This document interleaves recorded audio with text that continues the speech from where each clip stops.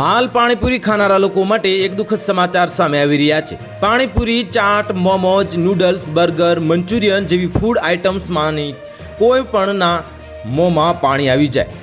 આપણે એ પણ જાણીએ છીએ કે આ સ્વાદિષ્ટ ફૂડ આઇટમ્સ આપણા સ્વાસ્થ્યને નુકસાન પહોંચાડી શકે છે, પરંતુ તેમ છતાં આપણે બધા તેને ખૂબ ખાઈએ છીએ। તાજેતરમાં આ ફૂડ આઇટમ્સને લઈને જે ખુલાસા થયા છે તેનાથી તમારા હોશ ઉડી જશે। આ વસ્તુઓ તમને કેન્સર જેવી જીવલેણ બીમારી આપી શકે છે। કર્ણાટકમાં પાણીપુરીના સેમ્પલના કેન્સર પેદા કરનાર પદાર્થના અંશો મળ્યા છે। ભારતીય ખાદ્ય સુરક્ષા અને માનક પ્રાધિકરણના રિપોર્ટ અનુસાર કર્ણાટકમાં પાણીપુરીના સેમ્પલના કેન્સરકારક તત્વો મળ્યા છે। આ કર્ણાટકમાં ખાદ્ય સુરક્ષા વિભાગ દ્વારા કરવામાં આવેલી કાર્યવાહી દરમિયાન જોવા મળ્યું। કેન્સર પેદા કરનારી પાણીપુરી આ પ્રકારનું એકમાત્ર ઉદાહરણ નથી।